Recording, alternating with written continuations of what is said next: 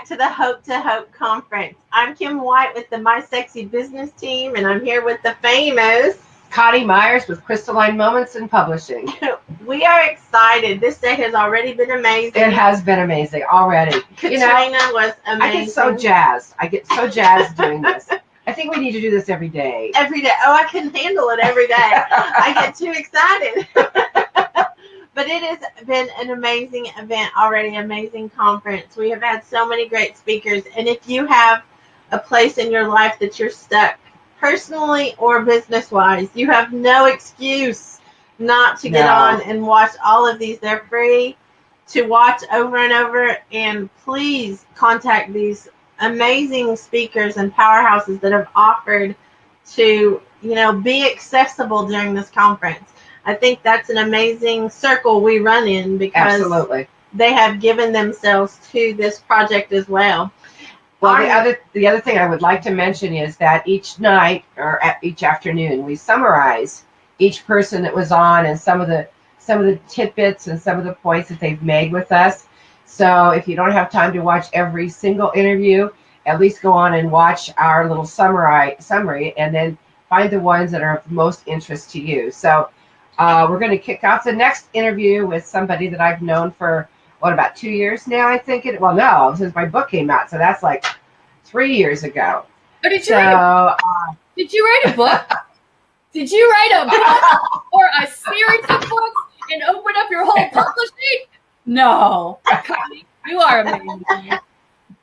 Thank you, Charlie. This is Charly Kayle, and her copy of the book was a gift from a very dear friend of both of ours, Dawn Lane, and she was sent the book because of some things that had happened in her life, and she's going to be sharing it with us this morning. Could you just give us a little bit of background about who you are and what you've been doing for the last 25 years? And thank you, Charlie, for being on today. Yes, thank you. Thank you, Kim. You're both amazing, and so I appreciate the opportunity.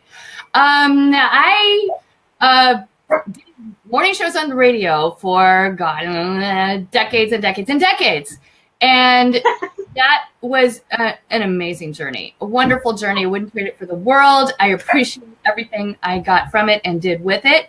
But that came to a crashing end a year ago. But you're referencing something even more horrific in my life was a relationship I had. I was engaged to someone. We basically were married, except we just didn't, I was the one saying, I don't want to do that commitment again. We were together 7.5 years, and he suddenly traumatically died. And that brought my world to an end. And the reason I hadn't wanted to commit to him in marriage after 7.5 years was because I'd already been through a horrific marriage where there was tons of abuse and domestic violence. And I survived. I didn't escape, not a victim. I survived it and grew from it. Wow, I haven't been choked up about that in a long time because that was so long ago. And I guess it's because that was a different person who went through that. And I'm proud of her for going through that, for what she did and what she learned. And then she's able to apply it to her life. So, and she's me. She's who I am now. And I am so grateful for every experience I've been through because I am who I am now because of abuse, because of traumatic death, and because of losing my career. I didn't lose it. In radio is notorious for changing out the format, changing out the people. And it's just, it's a byproduct of the business. They'll say, you know what? Well, we're going to go in a different direction now. And boom, you're gone. And it's heartbreaking to you, but it's a business, so it moves on. And that finally happened to me here in San Francisco, which is my dream job. In radio, through morning shows. Why did I start crying first thing? because you are who you are. And there goes the makeup. And you guys know that I ran off camera before we started so I could put some on. I guess I didn't need to, right? Because I'm crying it off. Sorry. I'm so sorry. Okay. Anyway, anyone who knows me knows that I can be sensitive and touch into sensitive aspects. And it shows. Wear my heart on my sleeve. So with radio, I was blessed to be able to work in Shenandoah Valley of Virginia, Augusta, Georgia, Kansas City, Little Rock, Memphis, Traverse City, Michigan, Las Vegas, and finally San Francisco. And this is where I wanted to stay forever, and I still do. And this is where I thought I had my dream job because it was in San Francisco. It was at a very well-respected heritage radio station, 96.5 KOIT. And I decided I was going to stay there forever, but that's not how radio works. It doesn't. So when they changed out the morning show a year ago, I was like, I can't do this anymore. And I was already, I hadn't processed Gus's death, my fiance, Gus, who this January it'll be 4 years. I hadn't taken the time to process his death because I jumped back to work. They only give you 3 days grief day, and they made me take vacation days to grieve for the rest of it. Corporate America. Not all corporations do that. Not all. This one happened to. And so I needed the money. I have 5 animals to support, 2 of which are locked in the bedroom barking. So I jumped back into work, and that taught me that everyone needs time to grieve in their own time, in their own way. Everyone's grief process is different, so you can't judge. I can't tell you. I know you guys heard this all the time. This is what'll fix it. This is what'll make you feel better. Just get back into work, get back in the swing of things, get back out. And that's fine. That's well-meaning, but you can't judge anyone's grief process or timeline. And I have friends who are dealing with some close personal family deaths. And other people are saying to me, he should be over that by now. He should be able to finish the workday. Come on, get over it. They're saying that to me, and they don't know who they're talking to. They don't know that my fiance died in my lap, bled out in my lap, unexpectedly. And I just look at them and I say, don't judge them. Everyone needs their time to grieve. And when we stop it and don't face it, that's when things happen. We manifest physical illnesses. We go crazy inside our heads. We can't sleep when we don't embrace it. Face it, embrace it, acknowledge it, move through it, let it hurt every cell of your body, but you come out the other side stronger. You absolutely do. I think that was one of the pieces of advice that a really wise woman gave me when just before Tom died. She told me that when other people say things to you, when they start to say, well, for me, my son or my mother or my husband or my brother or my uncle, my aunt, when they passed away, stop them. Stop them and say, I'm so sorry for your loss, but everybody has to grieve in their own way. And it's so important that we respect that. If you really want to help somebody, ask them to tell you about the person they lost, and let them tell the story about that relationship, because that is what helps the grieving process the most. Most of the time, people don't know what to say. They don't say anything, or they'll say something like, "Well, maybe going back to work would be the best thing for you to do," which is crazy. I mean, that's what I tried to do, and it didn't work out so well for me. And so it's like, yeah, you have to grieve whichever way is possible. Let me ask you a question. So you started out in an abusive relationship, a marriage, and then you had the relationship with Gus. Anything from that abusive relationship that helped you with the 7.5 years you had with Gus? Help me have a better relationship with him.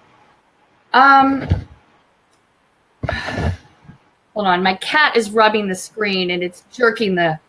Here, come here. You know what? Uh, He's giving me the answer because I was searching for the answer. Animals. Animals.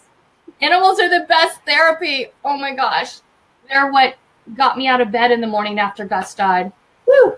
But my abusive relationship, to realize that I'm not alone in this world, and I don't even mean by physical people beside me. I mean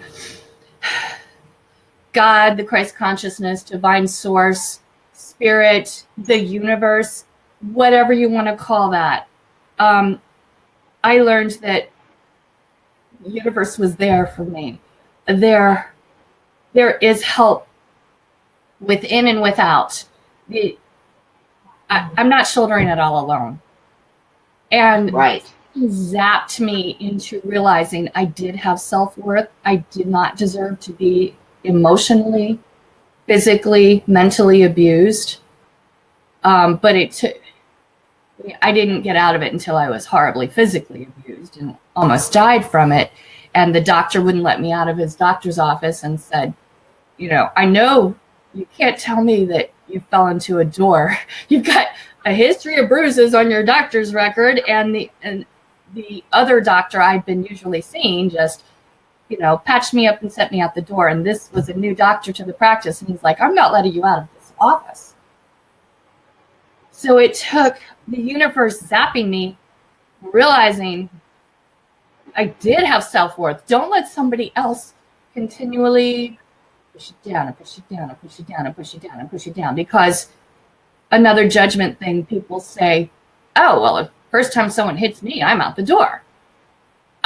Of course you would think that, right? Of course you would think that unless you've been conditioned that you're worthless. And it's not like right away someone says, hey, want to go out? And over dinner they go, yeah, you're a piece of crap. It doesn't start like that. It is very gradual, and it's insidious in the way it worms inside your head. Your own little self-talk, self-chatter believes it. And you believe that you didn't do this right, you didn't do that right, you don't do anything right. Oh my gosh, I am a piece of junk. Oh my goodness, I am an embarrassment. Oh my gosh. And it worms its way in until really it does flatline your sense of self-worth. So people who judge people who stay in domestic relationships, you need to understand it's not a sudden overnight thing. It doesn't happen. The person isn't a monster when you meet them. They're usually very charming and charm the socks off everyone and would give anyone else the shirt off their back until they come home to you. And then whoosh, they take out everything that's been going on in their day at home on you, and nobody else sees that. So people have to release the judgment of it. But I realize it's human nature to judge. Well, I want to say this, Charly. Judgment is heavy.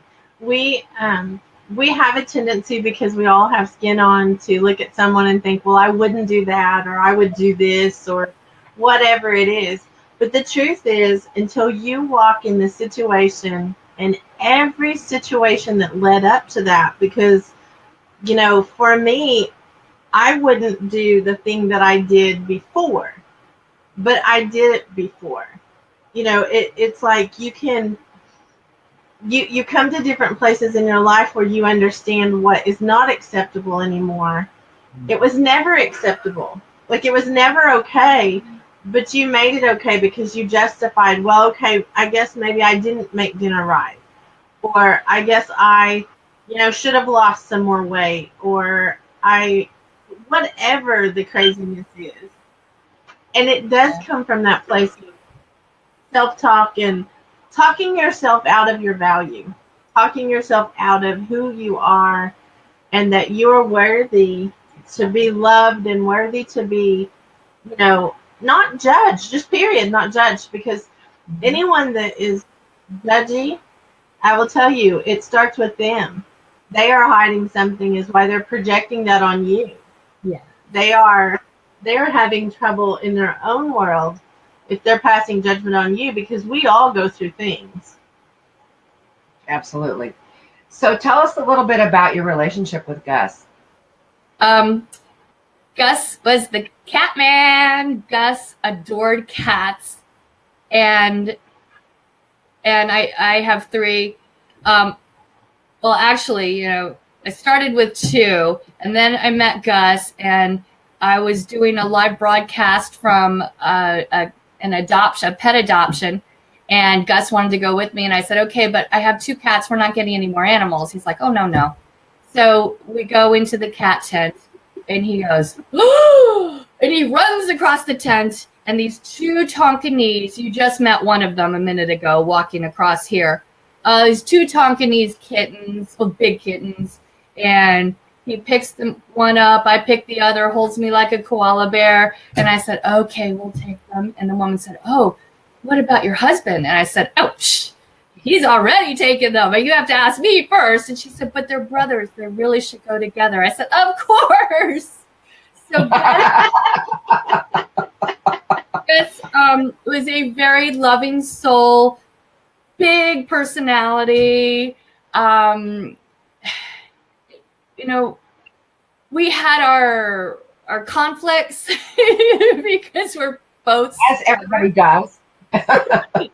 Right. We're both stubborn in our own ways. That was probably one of the lessons we each needed to learn in our relationship. More compromise, more listening to each other. But we're both very loving people and big hearts. And he had a giant heart and a big fat sense of humor. And he's laughing right now because he's like, oh, you're crying again. I don't want to cry. And it's so funny because I think I'm over it, but you know what? You're never over it. Both well know. Waves will hit you when you least expect it. Yes. And I love what you said earlier, and I want to give that little tidbit again for anyone that's listening that has suffered any kind of loss. And loss can be divorce. Yes. Loss can be death in a relationship or a business. Or we want to just say it's about. I have my oldest son I buried 16 years ago, and you don't get over that stuff, but you don't have to live in that place either. Like, there is a place that you get better and better and better about remembering without the sorrow and remembering, but I'm going to tell you, whatever you have to do to get through that, no one else should have any say-so in that. Because if you cry today, we should love you. We should love on you for being real, not for hiding how you really feel. Because if you get off of this interview and you have a breakdown and you aren't honest with us so that we can, we can take a minute to love on you, you robbed us of a blessing because we want to love on you. You're right. We actually had a conversation about this yesterday, and how it's important to really let our emotions show, so that other people have the opportunity to provide you a gift of moving forward. And you and I have talked about this quite a bit, that Gus's passing was a great big crystalline moment, and there's always a gift, there's always an opportunity, and that's what makes it a little bit easier as time goes by, because we can start seeing those gifts and those opportunities. It's so true. You are braver than what you probably tell yourself, as we are going through this interview. And I'm just real about it. I think Demetrius is the one that Demetrius' office said that radically transparent is what he strives for. Yes. And I think that's what we strive for, is to be radically transparent, so that people who are going through this, they look at you and you've got a smile and everything's all right all the time. And they're thinking, oh, but when I get home and close the door, I cry because I miss my, boyfriend or my son or my husband or even your job. Or even your job. And you actually can harm, this is what I've learned, you can actually harm people's view of their self by you not being real. Rich Hopkins it's been, I think 2 years ago, we decided yesterday, 2 years ago, that he told me he was critiquing my telling of the story of my son. And I didn't want anyone else to cry. I didn't want to upset anyone else. And so I was doing my best not to cry. And he said the problem was it was incongruent because I wanted to cry. And it wasn't that I wanted to ugly cry, and I didn't want to cry in front of anyone. I hate crying in front of anyone.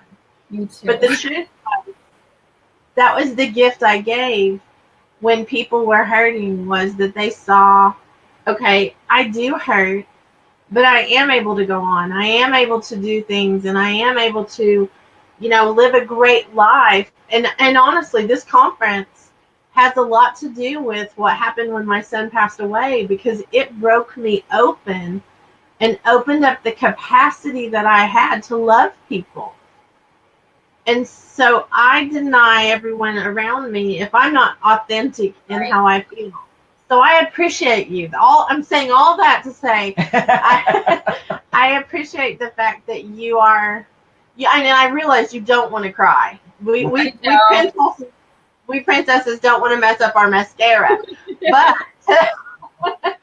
But I also appreciate the fact that you're being real, because loss is hard. Grieving is a process, and no one should come in and make you feel bad about your way of grieving and your way of getting through that. So Charly, when you and I started talking, you were trying to get unstuck. And how's that unstuck coming? I'm chipping away at it every day. I'm good. I'm happy despite horrific experiences and some sad experiences. I'm happy inside because I really am looking for the life. My animals, I have to say, animals are amazing therapy. They were my therapy to pull me out of this. They've been there for everything. And animals are amazing the way they mirror what's going on within you, and including physical ailments. You look at something that's going on with them, and you have to look inside yourself too and see if something like that's going inside with you. Same with the mental and the emotional, if they're dealing with that. They're such great mirrors for us because they're here to teach us. We're not here to teach them. We're the idiots if we think we're here to train them. And they're going, oh, here we go again. No, they're here. They're little souls in our lives to help give us blessings every minute of the day. Some of them are physical blessings you find in the hallway that you don't want to find, but blessings nonetheless. Something to be learned from that. Oh, I need to be more alert and aware of others in my life. There you go. There's one right there. Whoops. He was trying to tell me he needed to go outside and go to the bathroom. And I was so wrapped up in doing something on the computer. I was like, okay, in a minute, Kashi, in a minute. But so, there's a little lesson right there. Be more alert and aware so you don't miss the real blessings, the good blessings, not the gooey, yucky ones. The good blessings in life. Well, I have to tell you, when my husband passed away, he had a little rat terrier named Tinkerbell. And about 4 months after he passed, we had to put Tinkerbell down because she had the same rare kidney or liver cancer that he had. And thank God that God blessed me with a dog 2 weeks before I found out that Tom had cancer in 2010, because Missy, who you heard barking earlier, has been a godsend. If I had not had her in my life, and the only reason I had her is because she was at a dog rescue after having a horrible life, having puppies when she was 9 months old and only 4.5 pounds in a puppy mill.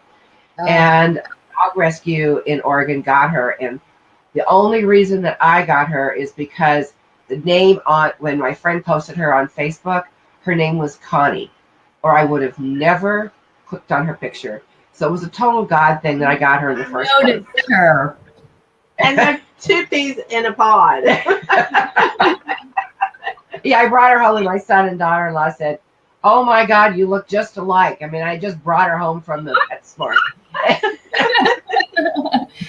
Oh, they are. They're amazing the way they absorb a lot of our energy, which, can be good or bad. So that's why you really do want to project the positive energy that you can and turn things into positive thoughts. And I am so not saying, oh, everything's roses, oh, I don't want to think about that. I mean, acknowledge the pain, the fear, because the pain comes from fear. Acknowledge that fear, that pain. Identify it. Embrace it. Embrace it. And that, I know that's going to hurt. And it's going to. It's going to feel like it's killing you. But let it move through you. Let it hurt every cell in your body. Because you do come out the other side. And things are clearer. It's a cleansing, and you may have to do it over and over again because, as we were saying, that wave of grief comes back when you don't expect it. Decades later, as you know, Kim. Oh my gosh. Yeah. But and saying something so amazing because even in those waves, I have found that those waves are not as painful as time goes on. Like each time I do embrace it, which I mean that's my philosophy as well. I don't ignore it. right. I own how I feel about it, and I I let myself feel however I feel. But after 16 years, I don't miss him any less, but I don't hurt like I did then. Exactly. Well, I think part of it is the fact that each time that wave comes through, if you acknowledge it, first of all, that's what a crystalline moment is all about. It's that moment of clarity, and you have that moment, and you start looking at it as, thank God he was in my life, or thank God this person was in my life, and embrace the memory of this person and give them the respect and the love that they deserve. And that's one of the things that because I talk to a lot of people that have lost spouses or children or loved ones, and the ones that get really stuck are the ones that dwell strictly on the death itself, not the life. Yes. And what helps people move beyond is by remembering the life and remembering the good times and the things that that person brought to your life, and being grateful and thankful. And then each time, not that it ever goes away, not that pain, you're going to feel that. But like you said, if you embrace it and you walk into it, you will be able to find that clarity, be able to find the gift that person has left for you. And but it's a process. It's not something that, this has been 16 years for Kim. And I've been with her 2 years in a row now, when she celebrates the anniversary of him passing and his burial. And it's 16 years and it's still there. Yes. And this conference is part of the gift that I received when he passed away, because I would not have done this. Like I know that this was part of the path that I was supposed to walk, but it took that. It took that to direct me to understand how other people hurt, because, I really want to reach through this computer and just wrap my arms around you and love on you, because, and I don't have flowery words to tell you. You don't need my words. I just want you to know, that we're sending long distance anyway. We're sending you hugs, because that's the thing we need when we're hurting. Energy connection is real too. So energy travels. It doesn't matter the distance. Boom, it's there. So we're connected. We're feeling the love. And that's the other thing about a loved one who passes. Anyone who passes, it's their body that expired. The physical encasement of their soul. Their soul doesn't die. Their soul lives on. And it's hard for us who are left behind because that physical encasement isn't here anymore. But if you can step away from being mired in the grief and just pull yourself out of that and be alert and aware, you're going to get so much communication from that loved one in ways you never expect. They are if they want to, they are constantly sending signs. And Gus and I have communicated so much since he left in ways that are mind-blowing to me, that I know energy still works even when they're gone. Oh, he's right here, by the way. He's here in my neck.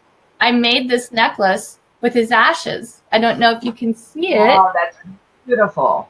It's fused. Wow. And I put his ashes in between the glass. So that is beautiful. And it's just a little, I mean, obviously he's not in here. I don't really believe that. And I don't believe this brings me closer to communication with him. It's just a lovely reminder for me. And I look at it and go, ah. And then it's the awe connection, the energetic connection of the awe that he's like, oh, yeah, I'm right here. He's like, oh, I was with you during that whole interview. And he's like, I laughed at you when you cried again. I love it. That's exactly why I am living in Las Vegas. Not because I ever really wanted to live in Las Vegas. As a matter of fact, when Tom was alive, I told him, do not ask me to move to Las Vegas. I'm a gardener, and gardening in Las Vegas is like those infomercial commercials. You set it and you forget it. But now where am I? I'm sitting in my she shed in my backyard where I'm doing retreats and workshops like this. And I'm honoring, I know he's here with me. He's here with me all the time. And it's such a great gift. And when you start really feeling that, I totally know what you're talking about when you say the awe connection, because we have that all the time. And I hear his voice. I hear him laughing. When I'm cooking, he loved to cook. He was a chef. He owned 2 restaurants before I met him. And when I'm cooking, I'm not the only one cooking. It's like when I make my sweet rolls that my grandmother made. It's not my hands making those sweet rolls. It's my grandmother's hands making those sweet rolls. So that awe connection is such an important part of the gift that these loved ones have left for us. And we have to be able to calm the whirling eddy of thoughts and emotions to be able to notice them. I mean, one of the blessings of things that I was able to notice, I guess I had to notice it. Who couldn't?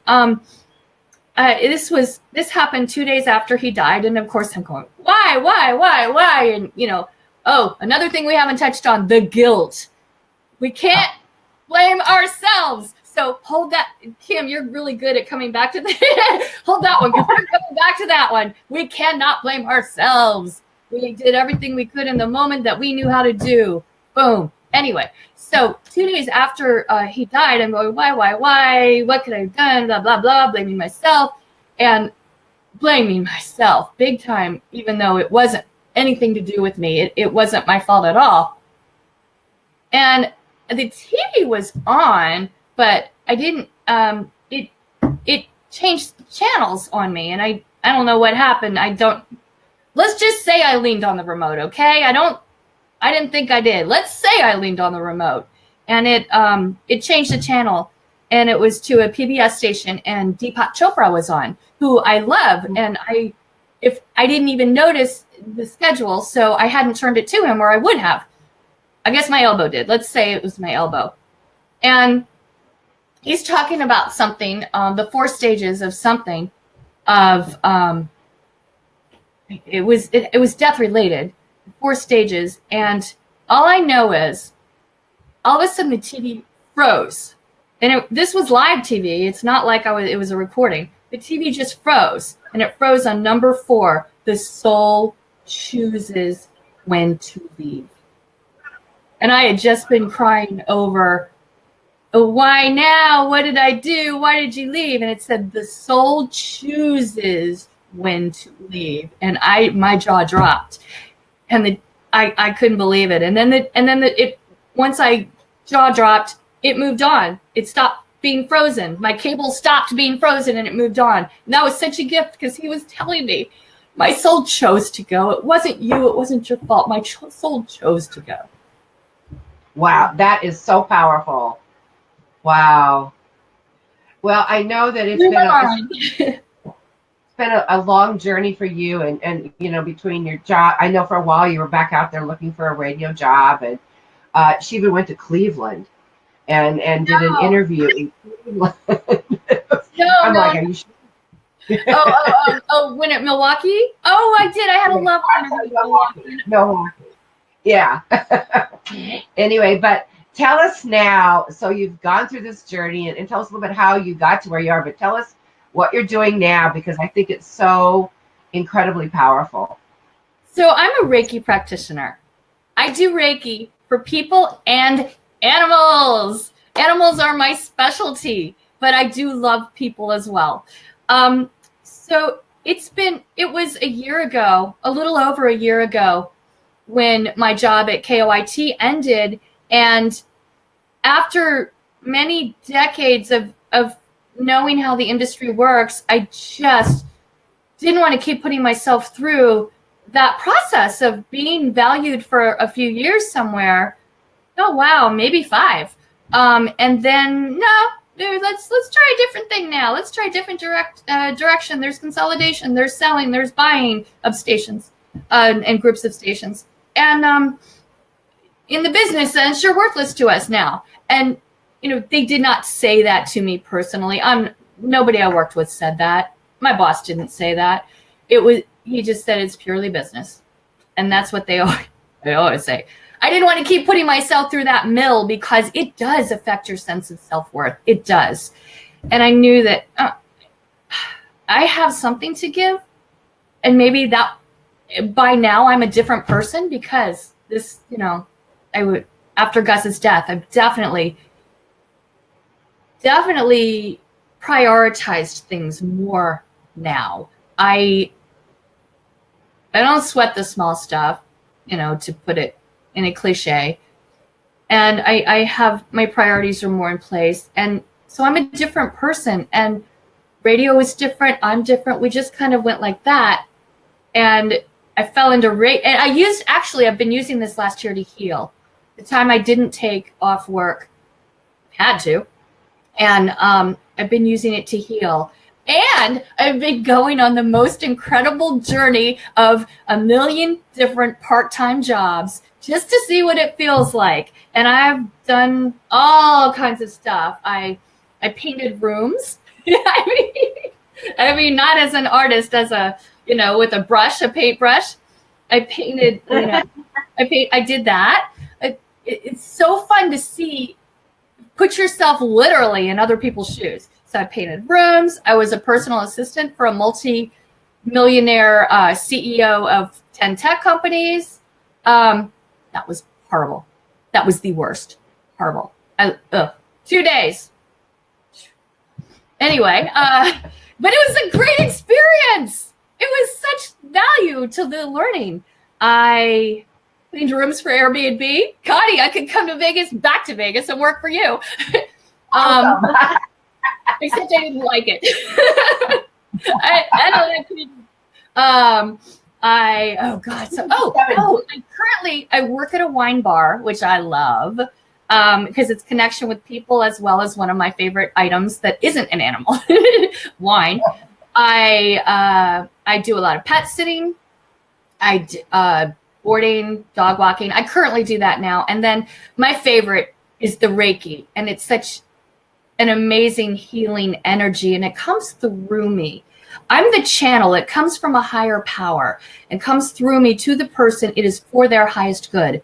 I can't decide I'm going to heal your liver because I'm not healing it. God, divine source, spirit, higher power is coming through, and it's coming through for their highest good.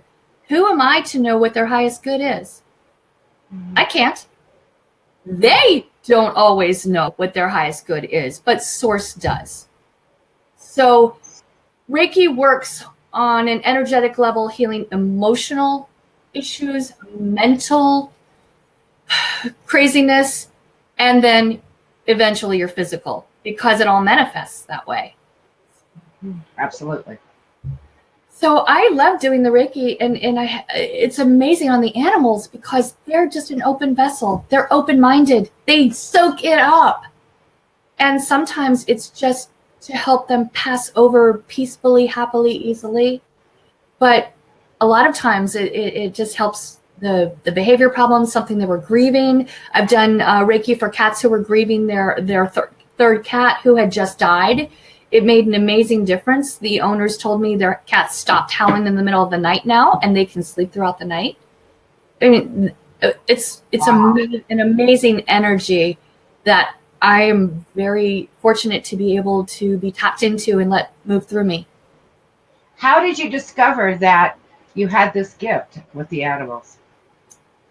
I've just always been connected to animals, but I didn't know everybody wasn't. And actually, here's what's funny. Sorry, I hate having to blow my nose too in public. So, but I don't want to keep talking clogged up. Actually, about 10 years ago, I was interviewing James Van Praagh. You know, the famous medium, psychic James Van Praagh. I was interviewing him for the radio. Oh, I lived in Vegas. Then I loved my time in Vegas. I had the best time there. I loved it.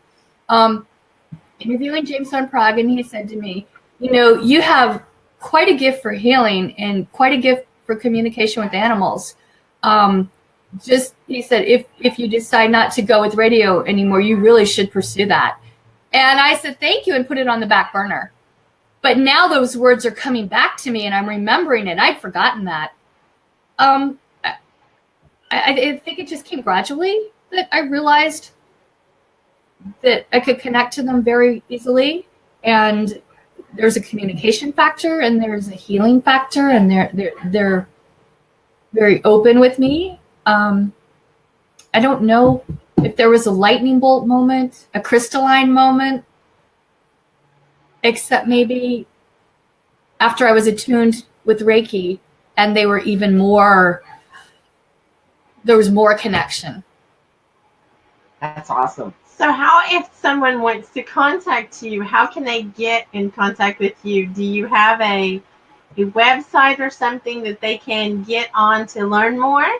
Yes, I do. It's charlykayle.com, CharlyKayle, charlykayle.com. Thought I'd make it easy. In the notes or in the comments. So, and it says Charly Kayle Reiki for my business, but I have a few sections on there. And then under the blog section, a couple articles on grief. So, oh, wow. Wow, that's fantastic. Basically, the one I like the best is, and I'm going to blog more about things, issues, life, feelings, processing, anything. I'm going to start doing more blogging on that. So under the blog tab, things will grow, things will accumulate on there. But there's a lot of information on that site, and then you can get in contact with me through there. There's a phone number there where texting is good for me. Texting is better than calling. But there's also a website or a email address, and anybody can email me or contact me anytime with any questions, whether it be about animals or grief or healing or life in San Francisco, or do I want to go out for a glass of wine? Yes. Yes, I'll try to get there in a couple of days. No. Awesome. The wine is chilled if you like white. Awesome. It's not chilled if you like red. I've got it all. I should give a plug to the wine bar. I should give a plug to the wine bar where I work. It's called Vin Debut in San Francisco. It's in West Portal, because the owners are just amazing, loving, generous, giving people too. And I love to support big hearts. Yes. It's called what now again?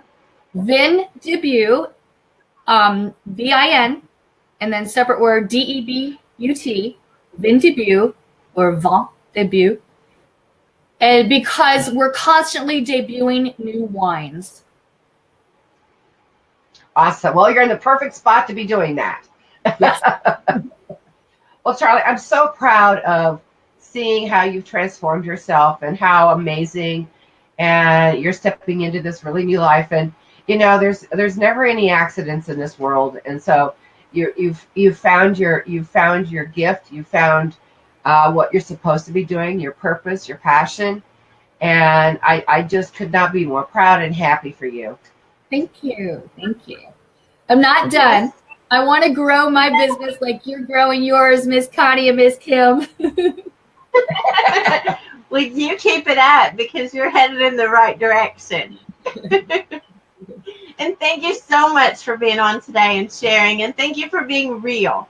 Thank you for not hiding that and, you know, and putting on a mask for us. We love the real. So thank you for sharing and being real with us. Thank you. Well, this is the Hope to Hope Conference, and I'm Kim White with the My Sexy Business team, and I'm here with the famous Coni Meyers, Crystal Light Moment Success Movement and Publishing.